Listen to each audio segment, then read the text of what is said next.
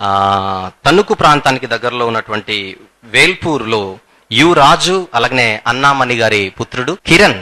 ప్రియమైన దేవుని వారలారా, కూడి వచ్చిన మీ అందరికీ మన ప్రభు అయిన క్రీస్తు వారి పేరట వందనాలు చెల్లించుకుంటున్నానండి. ఇప్పుడు దాకా మనం ఎవరి సొంత వారు అనేది అంశం గురించి చూసుకున్నాం. దాంట్లో రెండో అంశమైన ఏది సొంత ఊరు అనే అంశం గురించి కూడా మనం ఆలోచిద్దాం. ఏది సొంత ఊరు అనే ప్రశ్న మన దగ్గర రాగానే ఇక్కడ ఉన్నవారు అందరూ అనుకోవచ్చు, మా సొంత ఊరేదో మాకు తెలుసు కదా, మళ్ళీ దీనికి పాఠం పెట్టి చెప్పాల్సిన అవసరం ఏముందని అనుకోవచ్చు. కానీ ఏది సొంత ఊర్లు తెలియని వారు కూడా కొంతమంది ఉన్నారు. వాళ్ళు మనకు ఎక్కడెక్కడ కనపడతారంటే ఎక్కువగా బస్ స్టాండ్లలోను, రైల్వే స్టేషన్లోను కనపడుతూ ఉంటారు. వీళ్ళకి ప్రపంచంలో వీళ్ళకి ఇచ్చిన బిరుదు ఏంటంటే పిచ్చివారు, లేకపోతే మతిస్థిమితం లేనివారు. వీళ్ళ ప్రవర్తన అంతా ఎలా ఉంటుందంటే మనకి ఒక్కో బస్సు ఎక్కుతారు, వాళ్ళు ఏ ఊర్లో దిగుతారో వాళ్ళకే తెలియదు, మళ్ళీ ఇంకో బస్సు ఎక్కుతారు, ఎక్కడ దిగుతారో వాళ్ళకే తెలియదు. అలాగా వాళ్ళు సొంత ఊరంటూ లేదు, అలా తిరుగుతూ ఉంటారు. వాళ్ళే మతిస్థిమితం లేనివారు అని ప్రపంచం అంటుంది. కానీ బైబిల్ ఏమంటుందంటే మనుషులు భూమి మీదకి పుట్టుకొచ్చిన ప్రతి మనుషులకి తన ఊరు తెలియదు అంటుంది. ఆ తెలియని వారిని ఏమని పోలిస్తున్నాడంటే, ఊరికి పోవు త్రోవ మరిచిన వాడిని ఏమని పోలిస్తున్నాడంటే ప్రసంగి గ్రంథం 15వ అధ్యాయంలో ప్రసంగి గ్రంథం 10వ అధ్యాయం 15వ వచనం. ఊరికి పోవు త్రోవ ఎరుగని వారై మరలా చెప్తున్నాడు. ప్రసంగి గ్రంథం 10వ అధ్యాయం 15వ వచనం. ఊరికి పోవు త్రోవ ఎరుగని వారై బుద్ధిహీనులు తమ ప్రయాస చేత ఆయాసపడుదురు. ఇక్కడ దేవుడు మనకి ఏమని చెప్తున్నాడంటే ఊరికి పోవు త్రోవ మరిచిన వారు బుద్ధిహీనులు అని చెప్తున్నారు. దేవుడేమో ఊరికి పోవు త్రోవ మరిచిన వారు బుద్ధిహీనులు అని దేవుడు చెప్తుంటే, ఇక్కడ ఉన్న భూమి మీద ఉన్న వారు ఏమైనా పాటలు పాడుకుంటున్నారంటే ఈ ఊరు నాదిరో, ఈ నేల నాదిరో అని పాటలు పాడుకుంటున్నారు. ఇలా పాటలు పాడిన ఆయన పాడతా పాపం ఆకాశం వైపు చూశాడండి. ఆకాశం వైపు చూసి ఈ నేల ఇంకా చిన్నగా ఉంది, ఆకాశం పెద్దగా ఉందని ఈ ఆకాశం నింగి కూడా నాదిరో అని పాటలు పాడటం మొదలు పెట్టాడు. ఇంకా మనకి ఇంకా ఆలోచించగలిగితే భూమి గురించి ప్రపంచంలో ఎవరెవరు ఏమనుకుంటున్నారంటే, మనకు అలెగ్జాండర్ గారు తెలుసు. అలెగ్జాండర్ గారు ఈ దేశాన్ని అంతా పరిపాలించాలనుకుని తన పడుకునే మంచం పైన ప్రపంచ పటాన్ని చిత్రీకరించి దాని మీద పడుకుని ఈ భూభాగం అంతా నాకే కావాలి, దీని అంతా నేను స్వతంత్రించుకోవాలని ఎప్పుడు కళ్ళగనేవాడంటండి. అటువంటి వారందరి గురించి, ఇలా పాటలు పాడుతున్న వారందరి గురించి దేవుడు ఏమని మాట రాయించాడో తెలుసా? లేవి కాండము 25వ అధ్యాయం 23వ వచనంలో వారందరి గురించి ఏమని మాట్లాడుతున్నాడు చూడండి. లేవి కాండము 25వ అధ్యాయము 23వ వచనము. ఆ భూమి నాదే, మీరు నా యొద్ద కాపురం ఉన్న పరదేశులు. భూమి నాదని దేవుడు చెప్తుంటే భూమి నాదురు అని వీళ్ళ పాటలు పాడుకుంటున్నారండి. ఇది ఏమన్నా న్యాయమా అని మనం ఆలోచించగలిగితే, భూమి నాది అని దేవుడు అంటే భూమి నాదురు అని వీళ్ళు అంటున్నారు. అంటే ఇప్పుడు ఒక పిచ్చోడు గురించి మనం ఆలోచిద్దామని, పిచ్చోడిని నువ్వు పిచ్చోడురా అంటే వాళ్ళు ఏమంటారండి మనల్ని, నేను కదా పిచ్చోడు నువ్వే పిచ్చోడు అంటారు. అలాగా దేవుడు భూమి నాది అని అంటే నీది కదా మాదే అని వీళ్ళు అంటున్నారు. మీకు ఇది అర్థం అవడానికి ఒక ఉదాహరణ చెప్తానండి. ఏంటంటే అది ఇప్పుడు చాలా మందికి లోకంలో అందరికి ఇల్లు ఉన్నాయి కానీ కొంతమందికి ఇల్లు ఉండవు. పాపం వాళ్ళు ఏం చేస్తారంటే అద్దిల్లు కోసం తిరుగుతూ ఉంటారు. అద్దిల్లు కోసం తిరిగినప్పుడు ఒక అద్దిల్లు దొరికినప్పుడు కొన్నాళ్ళు అద్దింట్లో ఉన్నప్పుడు తర్వాత ఓనర్ గారిని పిలిచి, ఓనర్ గారు ఇల్లు నాది నేను అమ్మేసుకుంటాను అన్నాడు అనుకోండి, ఆ ఓనర్ ఏం చేస్తాడు? ఆయన్ని మెడపట్టుని బయటికి గెంటాడు. అలాగే దేవుడు భూమి మనం నివాసించమని ఇస్తే మీరు నా దగ్గర కాపురం ఉన్న పరదేశులు అంటున్నాడు 23వ అధ్యాయం కిందలో. మళ్ళీ చదవండి మాట.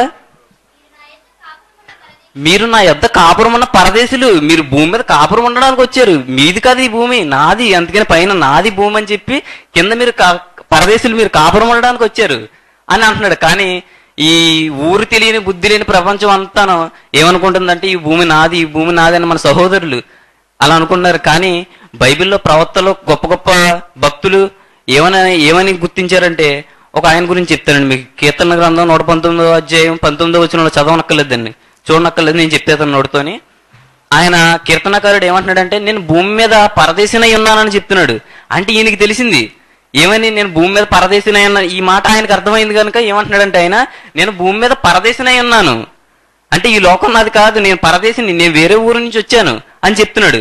ఇంకా ఇదే విషయాన్ని ఇంకా మనం ఆలోచించగలిగితే పౌలు గారు చెప్తూ ఎబ్రిల్ రాసిన పత్రిక 11వ అధ్యాయంలో విశ్వాస వీరుల గురించి పైనుంచి చెప్పుకుంటూ వచ్చి ఆ విశ్వాస వీరులు ఎలా బ్రతికారు, ఏం చేశారు, అసలు ఏది తమ సొంత ఊరుగా అనుకున్నారో, ఎక్కడ ఈ దేని మంది విశ్వాసం ఉంచారో చెప్తున్నారు చూడండి. హెబ్రీయులకు రాసిన పత్రిక 11వ అధ్యాయం 13వ వచనం. వీరందరూ ఆ వాగ్దానముల కింద చదివండి. తాము భూమి మీద కానీ చదవండి. తాము భూమి మీద తాము భూమి మీద పరదేశులమును వారు ఎలా ఉన్నారంటే భూమి మీద పరదేశులను యాత్రికులమునై ఉన్నామని ఒప్పుకున్నారంటండి. వాళ్ళందరూ భూమి మీద ఈ భూమి మాదేనా అంటలేదు వాళ్ళు. మేము భూమి మీద పరదేశులము యాత్రికులమై ఉన్నామని ఒప్పుకున్నారంట. ఒప్పుకుని ఏం చేశారు చూడండి, ఇంకా కింద చదవండి. విశ్వాసం గలవారే విశ్వాసం అంటే నమ్మకం గలవారే. ఈ భూమి మాది కాదు, మా భూమి వేరే నమ్మకం గలవారే చదవండి. మృతి నొందిరి. నమ్మకం గలవారే మృతి నొందిరి. ఇలాంటి వారు, ఇలా జీవించిన వారు మనకి ఏమని చెప్తున్నారంటే కింద వచ్చిన చదవండి. ఇప్పుడు 14 వచ్చిన ఇలాగూ చెప్పువారు తమ స్వదేశమును వెతుకుచున్నామని విసిద్ధపరుచుచున్నారు. కారా అంటే ఇలాంటి చెప్పేవారు అందరూ, విశ్వాస వీరులందరూ ఏం విసిద్ధపరుస్తున్నారు? మనకి తమ స్వదేశాన్ని వెతుకుతున్నారంట. స్వదేశాన్ని వెతకాలంటే ఏం కావాలో, ముందు స్వదేశాన్ని వెతకాలంటే ఏం కావాలో వారే చెప్తున్నారు. మళ్ళీ కింద వచ్చిన 15 వచ్చిన వారు ఏ దేశం నుండి వచ్చిరో ఆ దేశమును జ్ఞాపకం అందించుకునే ఎడల మరలా వెళ్ళుటకు వారికి వీలు కలిగి ఉండును. ఇప్పుడు మేము మోదవలస నుంచి ఇక్కడికి వచ్చామండి. మేము మళ్ళీ తిరిగి మోదవలస వెళ్ళిపోవాలి. మేము మోదవలస వెళ్ళాలని గుర్తులేదు అనుకో, మాకు మేము ఎక్కడికి వెళ్ళిపోతాం? ఇక్కడెక్కడ తిరుగుతూ ఉంటాం. అలాగే వారు విశ్వాసం చేత గుర్తుంచుకున్నారు, ఎక్కడి నుంచి వచ్చామో గుర్తుంచుకున్నారు. కాబట్టి మరలా వెళ్ళటకు వాళ్ళకి వీలు కలిగింది. ఇంతకీ వారు ఎక్కడి నుంచి వచ్చారు, ఏ దేశాన్ని వెతికారంటే కింద 16 వచనంలో చెప్తున్నారు చూడండి. అయితే వారు మరీ శ్రేష్టమైన దేశం, అది ఏ దేశం అంట? అనగా పరలోక సంబంధమైన దేశమును కోరుచున్నారు. ఈ దేశాన్ని కోరట్లేదు వాళ్ళు, ఈ భూమిని కోరట్లేదు, పరలోక సంబంధమైన దేశాన్ని కోరుతున్నారు. ఎందుకంటే వాళ్ళు అక్కడి నుంచే వచ్చారని వాళ్ళకి తెలిసిపోయింది కాబట్టి. వీళ్ళే కాదు, మన గురించి కూడా పేతురు గారు ఏమంటున్నారంటే చదవని అవసరం లేదు. 1 పేతురు 2వ అధ్యాయం 11వ వచనంలో, ప్రియులారా మీరు భూమి మీద పరదేశులను యాత్రికులై ఉన్నారు. మీరు ఎలా ఉన్నారంట? పరదేశులు యాత్రికులై ఉన్నారు, యాత్ర కోసం వచ్చారు. ఇప్పుడు మీరు ఎక్కడెక్కడి నుంచో వాక్యం నేర్చుకోవడానికి ఇక్కడికి వచ్చారండి. ఇక్కడికి వచ్చినంత మాత్రం నీ ఊరు మీది పోద్దా? మీరు వాక్యం నేర్చుకోవడానికే వచ్చారు ఇక్కడికి, అలాగా నీ ఊరు మీది కాదు కదా. మీరు పరదేశులు, మళ్ళీ తిరిగి మీరు ఇక్కడ పని ముగించుకుని వెళ్ళిపోతారు. అలాగే మనం కూడా అంటే భూమి మీద పరదేశులమును యాత్రికులమై ఉన్నాము, ఈ ఊరు మనది కాదు అని పేతురు గారు చెప్తున్నారు. ఇంకా మనం ఆలోచించగలిగితే పౌలు గారు ఒక అద్భుతమైన మాటను ప్రయోగించారు. అదే ఫిలిప్పీలకు రాసిన పత్రిక 3వ అధ్యాయం 20వ వచనం. ఫిలిప్పీలకు రాసిన పత్రిక 3వ అధ్యాయం 20వ వచనం. మన పౌరస్థితి పరలోకమందున్నది. పౌరస్థితి అంటే ఏంటండి? హక్కు. మన హక్కు పరలోకమందు ఉన్నదంట. సిటిజన్సిటీ ఇంగ్లీష్లో, సిటిజన్షిప్ అంటే మన హక్కు పరలోకమందు ఉన్నది. ఇప్పుడు దీని గురించి మనం ఒకసారి ఆలోచిద్దాం. భూమి మీద హక్కులు అనేవి ఎవరి ఊళ్ళో వారికే ఉంటాయి. ఇది అర్థం అవడానికి మీకు ఒక ఉదాహరణ చెప్తాను. ఇప్పుడు మాది వైజాగ్ అనుకోండి, నేను వైజాగ్లోనే అధికారం చెలాయించాలనుకుంటుంది. నేను పక్కన విజయనగరం వెళ్ళి నేను అధికారం చెలాయించాను అనుకోండి, వారు నాకు మొట్టమొదటిగా వేసే ప్రశ్న ఏంటో తెలుసా? ఏ ఊరు బాబు మీది అని అడుగుతారు. అంటే వేరే ఊరు నుంచి వచ్చి ఇంకో ఊర్లో అధికారం చెలాయించడానికి లేదు. అంటే హక్కులు అనేవి ఎక్కడున్నాయో అక్కడే ఉపయోగించుకోవాలి. అలాగే పౌలు గారు కూడా ఏం చెప్తున్నారంటే మన హక్కులు ఎక్కడున్నాయంట? పరలోకమందు ఉన్నవి. అంటే మన పౌరస్తత్వం అంతా ఎక్కడుంది? పరలోకమందు ఉన్నది. అంటే మనం విడిచిపెట్టిన ఊరు అది కాబట్టి, మన యాత్ర కోసం వచ్చాం కాబట్టి మన హక్కు అనేది అక్కడే ఉంది కాబట్టి మన దేశం కూడా అదే. ఇంకా దీని గురించి ఆలోచించగలిగితే ఈ ఊరికి పో త్రోవవారు మరిచిన వారు బుద్ధిహీనులని దేవుడు అన్నాడు కదా. కానీ వీళ్ళందరూ మనకి కొన్ని విషయాలు స్పష్టపరిచారు. ఏంటంటే వారు భూమి మీద యాత్రికులు ఒప్పుకున్నారు, విశ్వాసం చేత మృతి పొంది తమ స్వదేశాన్ని వెతికారు. భూమి మీద శరీరంతో ఉండగా స్వదేశాన్ని వెతికారు. ఈ దేశం వారి దేశం కాదని స్వదేశాన్ని వెతికారు. ఇలా వెతికిన వారందరూ ఏమని పోలుస్తున్నాడు? సామెతల గ్రంథంలో 15వ అధ్యాయం 24వ వచనంలో వాళ్ళందరి గురించి ఏమని చెప్తున్నాడు చూడండి. సామెతల గ్రంథము 15వ అధ్యాయము 24వ వచనం. క్రిందనున్న పాతాళము తప్పించుకొనవలెనని బుద్ధిమంతుడు పరమునకు పోవు జీవమార్గమును నడుచుకొనును. ఇక్కడ బుద్ధిమంతుడు అనే ఒక మాటను ఉపయోగించాడు. ఈ మాటకు ఆపోజిట్ గా మనం ముందు ఒక మాటను ఉపయోగించాం, గుర్తుందండి అది? బుద్ధి లేనివాడు ఊరికి పో త్రోవను మరిచును, కానీ బుద్ధిమంతుడు ఏం చేస్తాడు? జీవనకు పో త్రోవను నడుచుకుందును. వీళ్ళందరూ బుద్ధి కలిగి జీవనకు పోయే త్రోవ ఎరిగి నడుచుకున్నారు. అందుకనే వీళ్ళందరూ వెళ్ళడానికి వీళ్ళ బ్రెయిన్ అది జ్ఞాపకం ఉంది గనక వీళ్ళు వెళ్ళడానికి అవకాశం కలిగింది. ఇంకా వీటిలన్నిటినీ మించిన మాట మోషే గారు మాట చెప్తున్నారు. ప్రార్థన చేస్తూ 90వ కీర్తన అందరికీ తెలిసిందే, తీయనవసరం లేదు. 90వ అధ్యాయము 1వ వచనం. 90వ కీర్తన 90వ అధ్యాయము 1వ వచనం. ప్రభువా తరతరముల నుండి మాకు నివాస స్థలము నీవే అంటున్నాడు. ఆయన ఏమని చెప్తున్నారంటే మాకు తరతరముల నుండి నివాస స్థలము భూమి అని అనట్లేదు, నీవే తండ్రి. తండ్రి మనకు నివాస స్థలము, తండ్రిలోంచి వచ్చాము.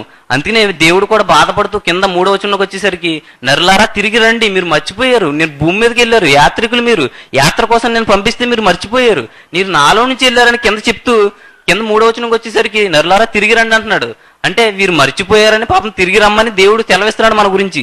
మరి మన సహోదరులందరూ ఇలా భూమి మీదకి వచ్చి ఈ త్రోవను మర్చిపోవడానికి కారణం ఏమిటి? వీళ్ళందరూ వచ్చారు, కొంతమంది మాత్రమే గుర్తుపెట్టుకున్నారు, కానీ చాలా మంది మర్చిపోయారు తమ ఊరేదో. ఎందుకు మర్చిపోయారు అంటే వీళ్ళందరి మనోనేత్రాలకి గుడ్డితనం కలిగించిన వాడు ఒకడు కలడు. వాడి గురించే యెషయా గ్రంథం 14వ అధ్యాయం 17వ వచనంలో చెప్తున్నాడు చూడండి. యెషయా గ్రంథము 14వ అధ్యాయము 17వ వచనం. తాను చెరపట్టిన వారిని తమ నివాస స్థలమునకు పోనీయని వాడు ఇతడేనా? మన నివాస స్థలం ఏదని తెలిసింది కీర్తనల గ్రంథం 90వ అధ్యాయం 1వ వచనం బట్టి.